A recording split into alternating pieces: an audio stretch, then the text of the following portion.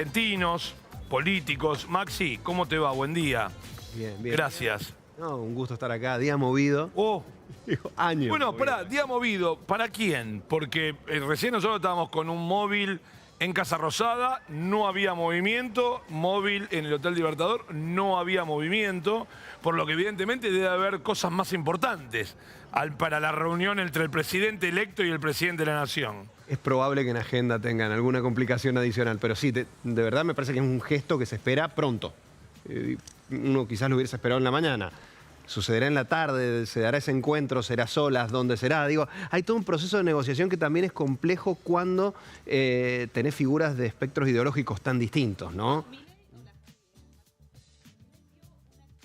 Dijo que durante la mañana tenía muchos compromisos con medios internacionales que necesitaban justamente por la diferencia horaria responder a esa hora y que se iba a dar este encuentro con el presidente quizás del mediodía hacia la tarde. Esa fue la explicación de Javier Milei. Sí, y el otro tema era dónde. Si era en Residencia de Olivos, si era en Casa Rosada, si era, digo, ha habido toda una negociación respecto a dónde se iban a reunir. A ver, permitime banalizarlo un poquito esta situación, permítanme. Cualquiera de los dos lugares, los dos son locales. No es que Sí. estoy yendo a territorio tuyo. Somos locales los dos. Esto como el Papa Emérito y el Papa Ratzinger y son los dos papas. Y no sé, ¿qué hacemos? La tuya es blanca, el hombre araña. El meme. Señalándose sos vos. Sí, O sí, sea, sí. acá no hay, voy a donde vos me decís. Acá, en cualquier lugar que se elija, somos los dos. Sí, tal cual. Y además la otra cuestión es qué pasa con Massa, digamos, qué papel va a jugar en esto. Mañana de incertidumbre, era claro que iba a ser de esa manera si ganaba Milei. Digamos, que como sucede esto, hay un montón de X por despejar, digamos, en esta etapa. ¿Quién va a ser el ministro de Economía de Milei? Milei decide guardarlo. Creo que con cierta lógica, porque con las declaraciones de ayer de Massa, si Milei jugaba un ministro de Economía, era ministro de Economía desde hoy a las 8 de la mañana. ¿Me explico? Y mañana, día hábil, olvídate, todo lo que sucediese. Entonces me parece que la jugada de Massa también lo lleva a Milei a decir, no, lo guardo un tiempo más para que se hagan cargo de estos últimos días de transición. Creo que también hay una cuestión interesante, hay que ver qué sucede mañana, va a ser nuestro primer día hábil, hay que ver qué sucede con un montón de variables y en ese contexto las declaraciones de ayer de Milei yo supuse que iba a tener algún nivel mayor de especificidad, fueron enormemente genéricas, te diré que podrían haber sido una declaración de campaña. Llamativamente me parece que la lógica es la siguiente, campañas paso, campaña de identificación, ¿no? Donde yo muestro quién soy. Y después voy teniendo campañas de ampliación en generales, balotaje, y después en Asunción, alegría, vamos a ser todos felices, generalidad absoluta. No pasó eso. Dio algunas definiciones políticas, casi te diría de la etapa de identificación. El tema Banco Central hoy a la mañana, está dando algunas definiciones muy potentes, a excepción de esta cuestión de, bueno, todos serán bienvenidos, todos quienes quieran sumarse a las ideas de la Bienvenidos libertad. al tren, ¿no? El bienvenidos al tren. Exactamente, pero solo eso, después subrayando algunas propuestas de campaña. Mientras estamos hablando, estamos viendo cómo fueron quedando los porcentajes en los distintos distritos. Recordemos que la Libertad Avanza superó a Unión por la Patria en 21 de los 24 distritos. Mira, vamos a ver a través de esta imagen cómo quedó el país pintado prácticamente de violeta, donde se impuso Unión por la Patria. O sea, Sergio Massa fue en la provincia de Buenos Aires con un margen bastante acotado, Santiago del Estero y Formosa. Ese es el mapa que estamos viendo en este momento en relación a las elecciones de ayer. Todo violeta, ¿no? Un desafío porque, Maxi, por un lado se ve, ¿no?, cómo se impone Javier Milei en lo que tiene que ver con esta elección, pero en realidad, vamos a decir, el poder en el Congreso se definió el 22 de octubre y fue otro el mapa, ¿no? ¿Cómo va a tener que negociar, cómo va a ser esta negociación teniendo en cuenta la cantidad de diputados y senadores que va a tener en el Congreso? Durísima. Hablemos de estabilidad electoral. Si nosotros miramos la elección PASO y pintamos oficialismo-oposición, los únicos cambios se dieron en Chaco y en Catamarca. Bien, todo el resto, digo, si los amarillitos que habían salido de Juntos por el Cambio, Entre Ríos, Santa Fe, toda esta historia, se pintara oficialismo-oposición, hubo muchísima continuidad entre las PASO y el balotaje. Interesante para analizar.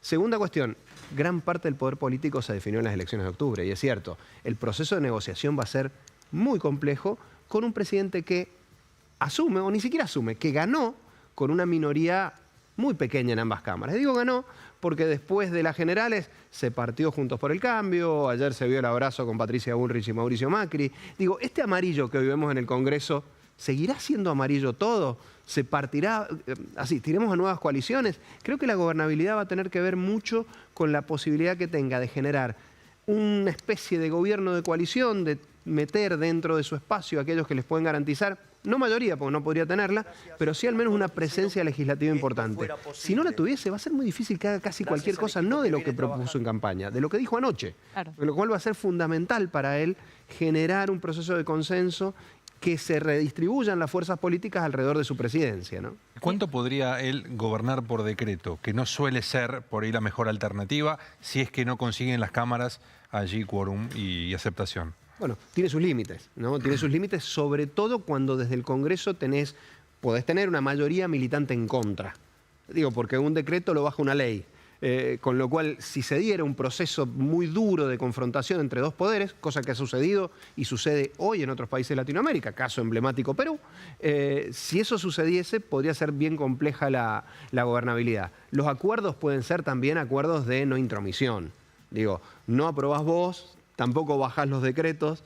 Yo creo que probablemente por ahí pueda ir gran parte de la gobernabilidad. Es una pregunta puntual porque hoy a la mañana Milei dijo que la intención de él, de su gobierno, es privatizar YPF, la televisión pública, la agencia Telam. Digo, ¿eso él lo podría llegar a hacer por decreto y después el Congreso bajárselo por ley? A ver, en términos legislativos podría bajarle casi todo lo que haga. Digamos, podría bajarle casi todo lo que haga de una u otra manera. Por eso digo que hay que analizar casos de otros países latinoamericanos donde se dan estos espacios, porque además se puede legislar sobre casi cualquier cosa que no sea injerencia absoluta y exclusiva del Poder Ejecutivo. Dicho esto, va a necesitar construir ciertos niveles de consenso. Ahora, pasa una cosa. Primero, su nivel de legitimidad de origen, y creo que esto es importante, no es 55, es 30. Claro, son las elecciones generales. Son las elecciones generales. Creo que lo deberá leer bien él. Quienes han leído otra cosa de estas cuestiones se han equivocado. Esto es los votos que obtuvo Milei cuando enfrentaba al oficialismo representado por Massa. Claro. Cuando había más opciones son 30. Creo que la base de sustentación que tiene es 30. Gana cómodo el balotaje, lo gana realmente muy cómodo, 11 puntos, casi 12 puntos de diferencia, es un montón. Pero lo cierto es que va a tener que ir regulando pensando que lo que tiene es el 30, no el 55. Si cree que tiene el 55 se va a equivocar y lo puede llegar a pagar muy caro en este proceso. A ver, en relación a lo que vos hacías referencia, Maxi, ayer Massa sale a hablar muy temprano, reconoce la derrota incluso antes de conocerse los datos oficiales, pero Milei, bueno, espera bastante para salir a dar su discurso.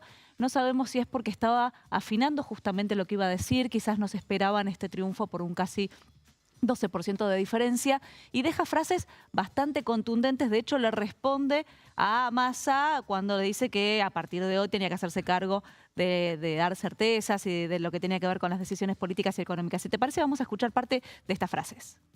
Al gobierno queremos pedirle que sea responsable, que entiendan que ha llegado una nueva Argentina y que actúen en consecuencia, que se hagan cargo de su responsabilidad hasta el final del mandato del 10 del 12. Así, una vez finalizado el mandato, podamos comenzar a transformar esta realidad tan trágica para millones de argentinos. Que se entienda bien, la situación de Argentina es crítica. Los cambios que nuestro país necesita son drásticos. No hay lugar para gradualismo, no hay lugar para la tibieza, no hay lugar para medias tintas. Y creo que esta es una de las frases también, ¿no? De la noche, no hay lugar para la tibieza, para el gradualismo. ¿Qué es lo que quiere decir con esto? Lo que se dice y lo que se muestra, ¿no? Inteligencia artificial, un solo prompt y es Trump. Digo, tenía el pelo de rojo y cambió las banderas argentinas por bandera. El setup es absolutamente trumpista, ¿eh? El logo pequeño de presidente electo es claramente Trump. Interesante, ¿no? En principio, respecto de lo que quiere mostrar. Y se trata normalmente los discursos de Asunción y toda esta etapa de administración de expectativas. No la está bajando, ¿no? Lo que está diciendo, más bien parece estar dando lugar a que se piense que viene algo muy fuerte muy pronto. Digo, no hay lugar para gradualismo, es ahora. Digamos, todas estas frases tienen que ver con generación de expectativas de cortísimo plazo. Está bien, pero antepone el esto es crítico. Tal cual. O sea, no es que dice, no, bueno, mirá, somos un vergel y no hay espacio para tibios. Te dice, mirá, esto está crítico. Elemento adicional que marca que los tiempos son cortos, Sí. ¿no? Y que va a tomar muy fuertes medidas rápidamente. Y la otra cuestión, bueno, de acá al 10, digo, el responsable es otro. Digo, Claro. le tiraron la pelota de la responsabilidad, la devolvió. Se están en el tirando mismo la acto. pelota de un lado al otro de la cancha. Haciendo referencia también a esto que comentaba Nacho, también lo que estaba diciendo Milei en un punto es que va a mostrar cuál es la herencia, ¿no? Quizás teniendo en cuenta la experiencia de Mauricio Macri, que se acercó en este último tiempo, que no fue tan explícito, ¿no? Con el tema de la herencia que dejaba el kirchnerismo. Milei arrasó, decíamos, en 21 de los 24 distritos, el mapa prácticamente pintado de violeta, sobre todo con una diferencia abismal en lo que tiene que ver con el centro del país.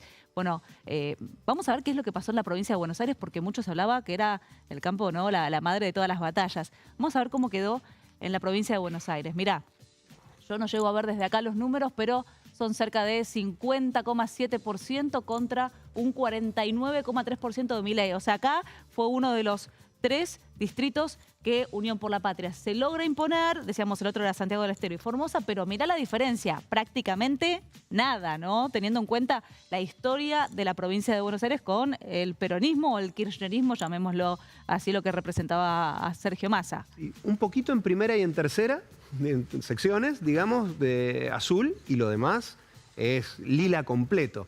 Creo que es interesante pensar que en la previa se discutía respecto de cómo el interior y sobre todo la franja centro podía contrarrestar lo que sucediese en provincia de Buenos Aires.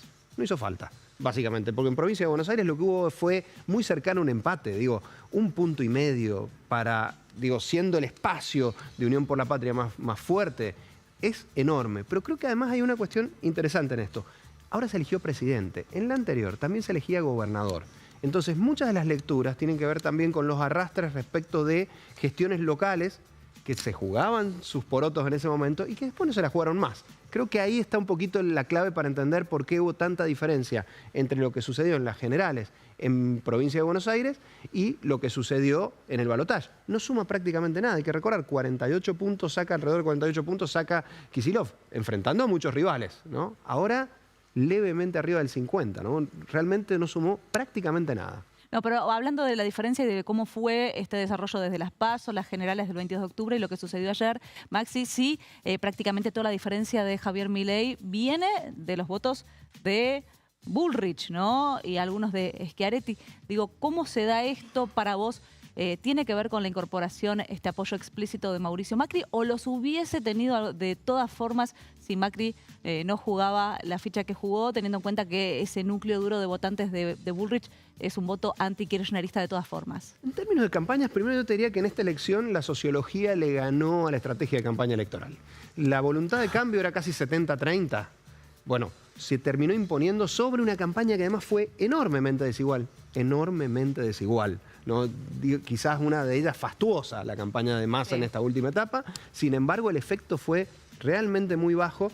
Es contrafáctico. A ver, si hubiese sumado igual los votos de Bullrich y Macri, hay que pensarlo, la verdad que no lo tengo muy claro. Lo que sí me parece que le dio Macri y Bullrich fue algún elemento que bajó el nivel de miedo respecto de ¿puede gobernar? ¿Tiene con quiénes?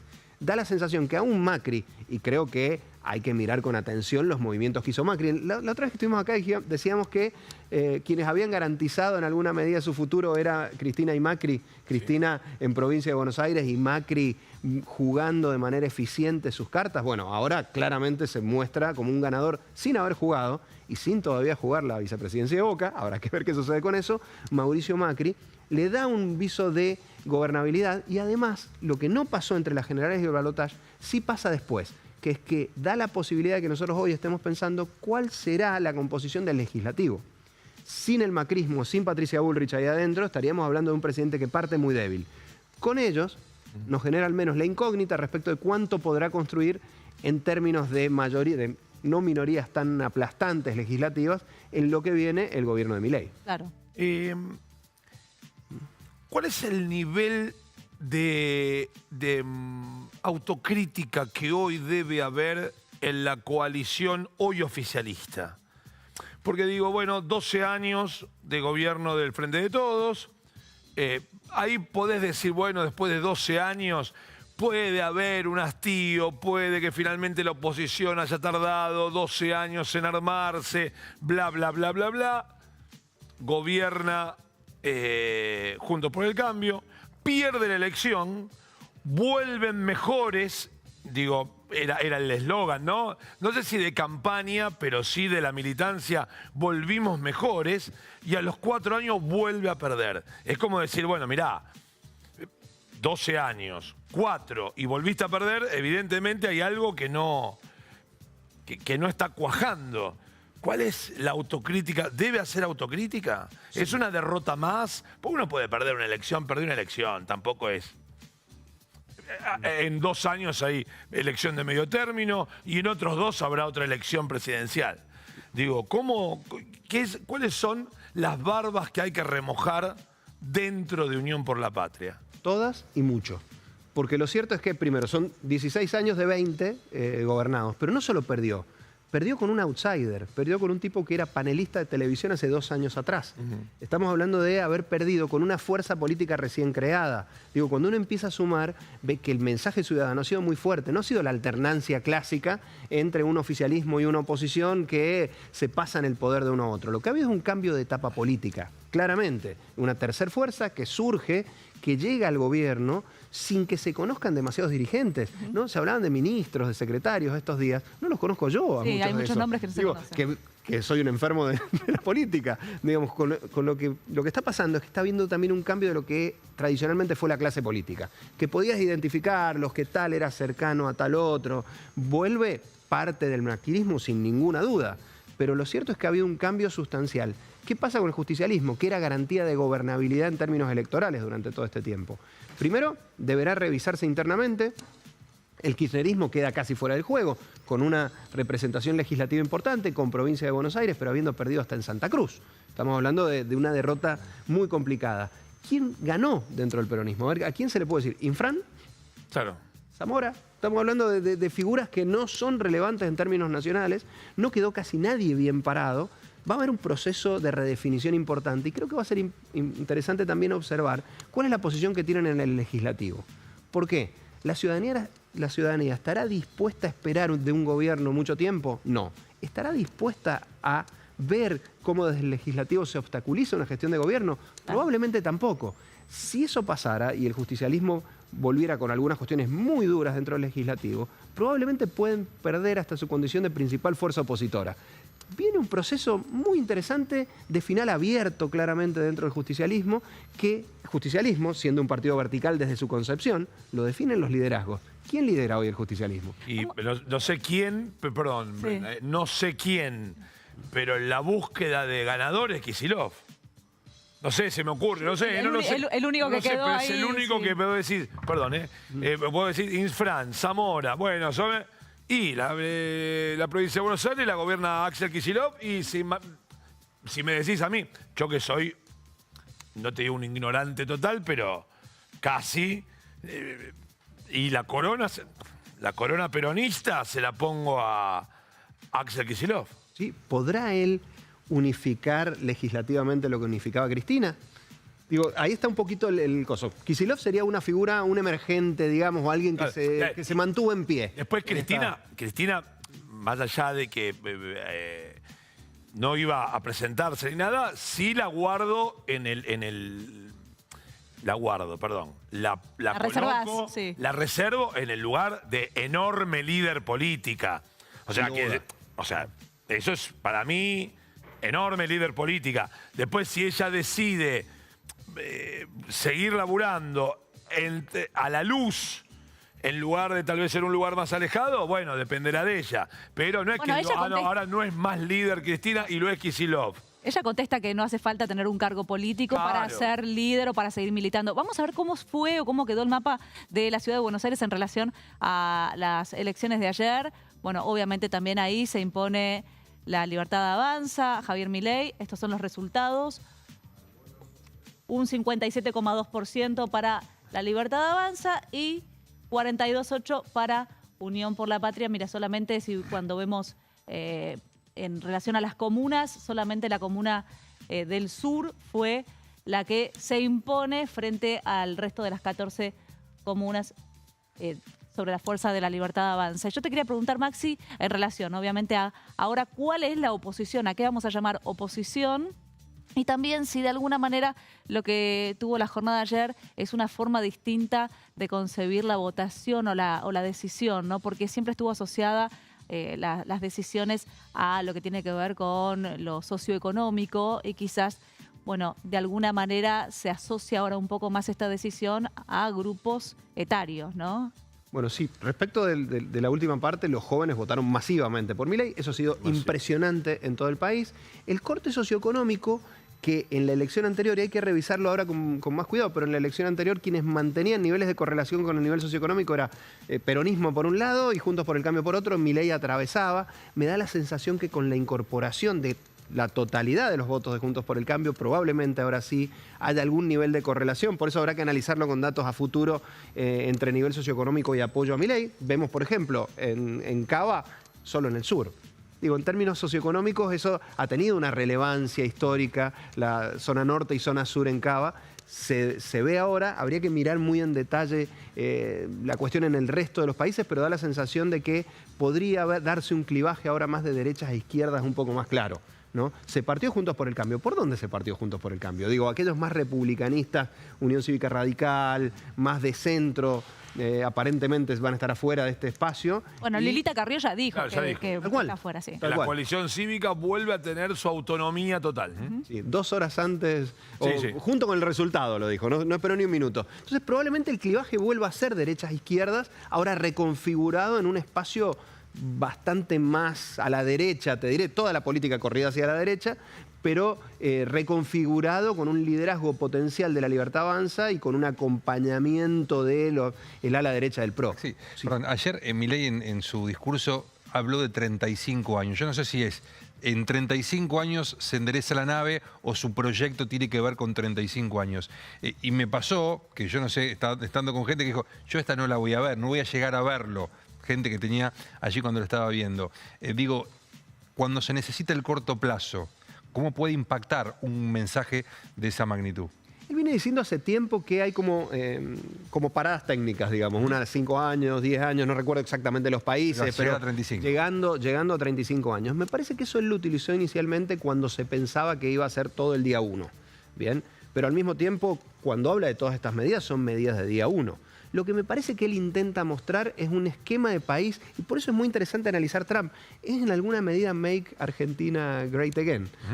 Básicamente dice una Argentina hermosa en algún momento particular, la Argentina de Alberdi, toda esta historia, un pasado deseado, por decirlo de alguna manera, y un futuro de largo plazo que buscaría construir o reconstruir ese pasado idílico del cual habla Milei. Básicamente es recontraideológico y marca hitos actuales, pero marca un horizonte a futuro, es decir, para superar la decadencia no van a ser 2 años, van a ser 35. Ahora, tenemos que ir a estudiar a Alberdi. La verdad, o sea, las ideas de Alberdi. Yo no sé si hoy salís a la calle y decís, hola, ¿qué tal? Decime 4 ideas de Alberdi. 4. Una idea de Alberdi. Decime Bueno, quién es Alberdi. Nacho, repetimos frases que supuestamente son de Perón y que tampoco sabemos si son de Perón. Ah, bueno, pero digo, ¿cuáles son las ideas de Alberdi? Hay que ir a estudiar a Alberdi. ¿Qué decía Alberdi? Bueno, eso es interesante, porque realmente detrás de este Juan Bautista armado, Alberdi. Estamos hablando de Juan Bautista Alberdi. detrás de todo este armado, lo que hay es algunas ideas. A ver, básicamente, Alberdi lo concibe Milei como un ideólogo del liberalismo argentino de largo plazo. Eso es más o menos lo que plantea y lo que rápidamente él expresa en sus ideas. Yo creo que en eso es consistente, Milei cuando plantea ideas que serían ideas liberales, no tan libertarias como liberales, te diré, en la Argentina, y las plantea. Lo que está haciendo es una reconstrucción del debate político, porque esto que nosotros hoy conversamos y que probablemente en 2 años tampoco nadie sepa qué dijo Alberdi, digamos, no tengan absolutamente claro, sí vamos a estar hablando de otro tipo de debates. Esto que habla de la privatización de los medios públicos, es muy interesante como planteo, independientemente de que uno puede estar a favor o en contra de eso. Claro, claro. Pero me parece que es tirar a la parrilla un elemento de discusión que estaba ausente. Esto es, ¿qué tiene que hacer el Estado y qué no tiene que hacer el Estado? Bueno, ahí la generación del 80 y Alberdi hubiesen tenido un montón para decir. Es esa la tradición que está intentando evidentemente rescatar Javier Milei. Lo que pasa es que eso tiene implicancias en la cotidianidad muy fuertes. ¿Qué pasará? ¿Argentina volverá a primarizarse en su concepción económica? ¿A pensarse como el granero del mundo? Digo, porque esa era la concepción idílica de Argentina, primer país del mundo, que es discutible si en algún momento lo fuimos, pero era Argentina granero del mundo, exportando materias primas y comprando productos industriales. ¿Se volverá ese modelo? Digo, si ese modelo ha estado en debate en la Argentina durante mucho tiempo. Da la sensación de que Milei plantea un modelo de Argentina abierta aprovechando sus ventajas competitivas, y las ventajas competitivas están en el sector primario. Bueno, hablando de mundo, ¿no? Obviamente empezaron a llegar los primeros saludos, las felicitaciones al presidente electo de distintos mandatarios de la región. Y esto de alguna manera, no sé, Maxi, si se puede llegar a empezar a leer, a ver cómo se va a empezar a ubicar la Argentina en el mapa mundial, o quizás es muy pronto para poder hacer esta lectura. Vamos a repasar algunos de los saludos de los mandatarios que fueron llegando, esto a la espera del saludo y la felicitación de Cristina Fernández de Kirchner, que todavía, por lo menos en las redes sociales, no dijo nada. Mirá, ahí tenemos el primer mensaje, que fue el de Lula, que obviamente en la previa había manifestado su apoyo a Sergio Massa, ¿no? La democracia es la voz del pueblo. Es la voz del pueblo y siempre debe ser respetada. Mis felicitaciones a las instituciones argentinas por conducir el proceso electoral y al pueblo argentino que participó de la jornada electoral de manera ordenada y pacífica. Le deseo buena suerte y éxito al nuevo gobierno. Argentina es un gran país y merece todo nuestro respeto. Brasil siempre estará disponible para trabajar juntos. No lo nombra Milei. No, Bueno, está bien, es Gacetilla. Gabriel Boric, el mandatario de Chile, hoy el pueblo argentino tuvo una jornada democrática para elegir a su presidente por los próximos 4 años. Saludo a Javier Milei por su triunfo y a Sergio Massa por su digno reconocimiento de la derrota. Al pueblo argentino le deseo lo mejor y sepan que siempre contarán con nuestro respeto y apoyo. Como presidente de Chile trabajaré incansablemente por mantener a nuestras naciones hermanas unidas y colaborando para el bienestar de todos y todas. Vamos a ver el de Donald Trump. Mira que vos hacías referencia. Make Argentina Great Again. Bueno, esto, ¿no? Lo que decías, Maxi, un poco el modelo de Milei inspirado en Donald Trump, quizás, ¿no? Claramente, digo, no había visto el tuit de Trump, pero básicamente toda esta última etapa tuvo que ver mucho con el trumpismo como elemento. Creo que ahí hay que ver algunas cuestiones interesantes respecto de lo que pasó en Estados Unidos, de cuál ha sido la posición, porque Milei habla ahora de acelerar a fondo. Digo, eso dijo ayer y hoy a la mañana. En ese proceso hay que ver la capacidad que tiene y seguramente va a contar con el apoyo. La mayoría de los presidentes... A ver, Argentina va a modificar su posicionamiento global sin ninguna duda. En la Argentina, relaciones exteriores es bastante más dependiente del poder político que en otros países. Caso Brasil, casi toda Latinoamérica tiene un mayor nivel de influencia el poder ejecutivo en el momento en el que está respecto a relaciones exteriores en la Argentina. Seguramente saldrá del grupo de Puebla, en 3, 2, 1 se va, e ingresará probablemente en el grupo de Lima, en todos esos espacios más de centro-derecha y de derecha. La mayoría de los presidentes, bueno, los dos que nombraron, pero algunos otros que se expresaron son de ese grupo ideológico más de centro-izquierda. Va a haber seguramente algún corrimiento, algún movimiento de la Argentina en ese contexto, pero va a ser quizás mucho más importante ver qué sucede con China, ¿no? La relación con China va a ser fundamental. Las declaraciones fueron muy duras, las declaraciones de Milei en la etapa anterior, y con la dependencia que tiene Argentina respecto de China en esta etapa, va a ser clave ver qué sucede en estos días respecto de Xi Jinping y todo este proceso. Pensemos que tenemos un swap pendiente de aprobación que debiera salir y que tiene que ver con lo que puede suceder ya no en 3 años o en 35 años, en 2 días. Claro. Bien, ¿qué va a pasar con el swap de China, por ejemplo? Creo que eso va a ser muy interesante para ver cuáles van a ser, primero, las alianzas que pueda construir Milei y desde ese lugar cuál va a poder ser el nivel de estabilidad y la base financiera que tenga para tomar sus medidas. Maxi, hablemos de cabos sueltos. Por caso, Horacio Rodríguez Larreta. Arma un partido nuevo, seguirá en las filas de Juntos por el Cambio. ¿Qué pasa por la cabeza del hoy jefe de gobierno porteño? A ver, en principio... ¿A qué suponemos pasa? Claro, va a ser un supuesto, claro, pero en algún momento, hasta Pamela David ayer tiraba que podía ser el próximo ministro de Economía de Massa. Ahí hay unas diferencias sustanciales que se expresaron en las primarias de Juntos por el Cambio entre él y el sector de Patricia Bullrich. A mí me parece sinceramente que para Rodríguez Larreta, en términos de ambiciones políticas o de expectativas políticas, este es un mejor resultado que Massa, ¿no? Porque con Massa quedaba bastante diluido en su figura política. Ahora, con Massa probablemente, o según él lo dijo, retirado de la política por un tiempo, hay un centro político que va a estar vacante. Digo, hay un centro político que va a estar vacante y así como hoy el centro político, en términos técnicos, no garpó para nada, el centro político se fue diluyendo en cada una de las elecciones un poco más. Eso es lo que sucedió ahora. Figuras de centro político, ¿cuántas quedan medianamente paradas? Schiaretti. Claro. Larreta, que aún habiendo sido derrotado, se va a ir con un nivel de recordación aceptable en su gobierno de Ciudad de Buenos Aires. Entonces va a haber un espacio para la construcción de algo distinto desde el republicanismo, por decirlo de alguna manera, potencialmente aquí al mediano plazo. En ese contexto, el problema que tiene Rodríguez Larreta ahora es el escaso nivel de poder que va a tener en esta etapa y nada, va a quedar fuera de muchos círculos que suele frecuentar. En términos de posicionamiento, no sé si está mal, pero no tan mal. ¿La UCR? Nuevamente, probablemente en este proceso de reconfiguración quede Rodríguez Larreta más cerca de algunos sectores de la UCR de lo que ya estaba.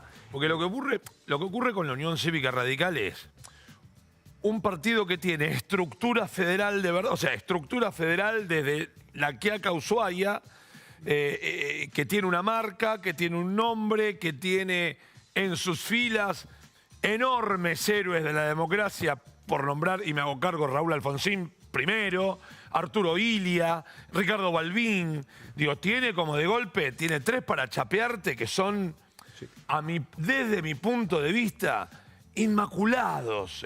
Es una cuestión de decir, de estos 3 tipos no podés decir absolutamente nada malo y son nuestros. Nuestro, digo, poniéndome en Unión Cívica Radical. Balbín, Alfonsín, ¿y qué más nombré? Illia. E Illia, decís 3 tipos inmaculados de la democracia.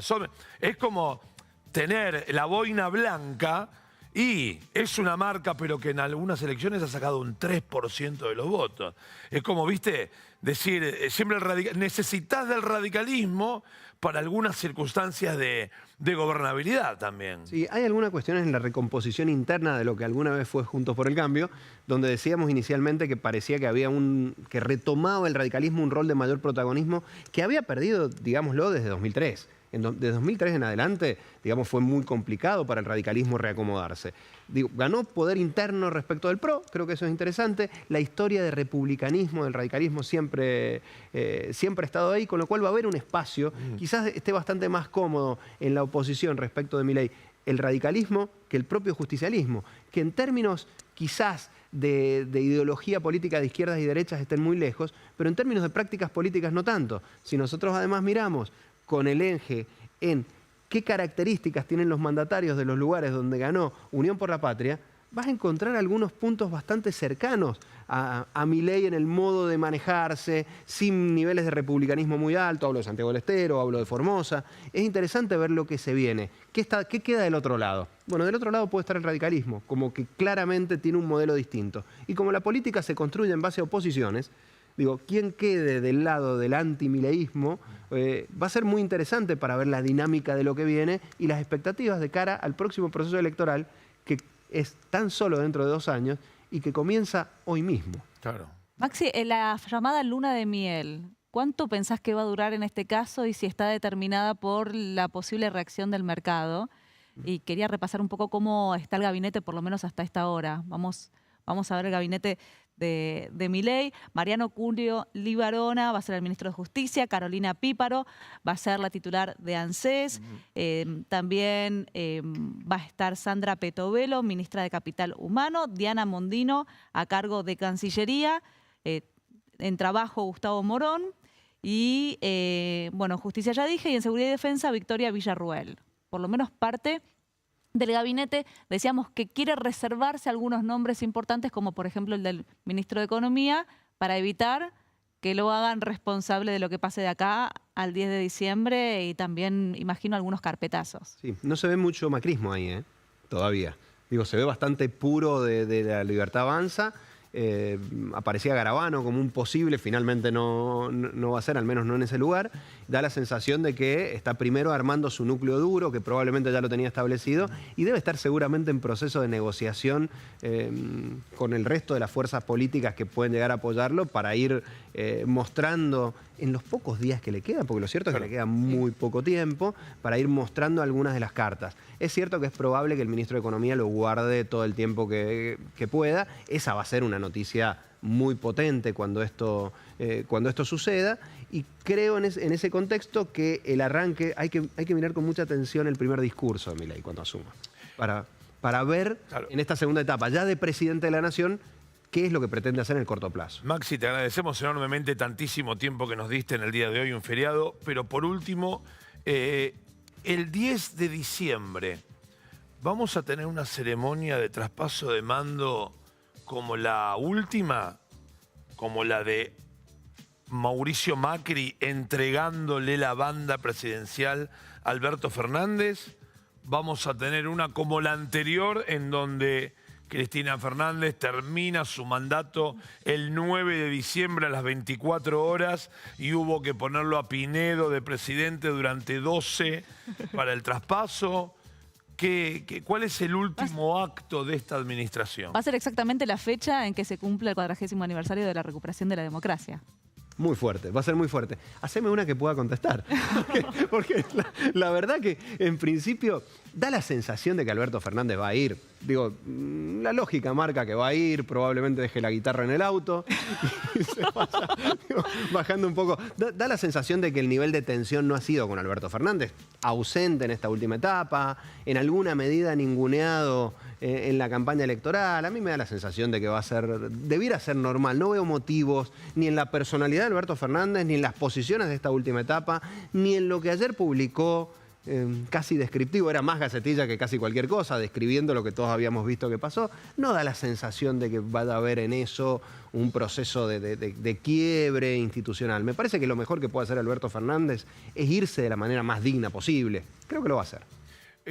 Muchas gracias, Maxi, por visitar.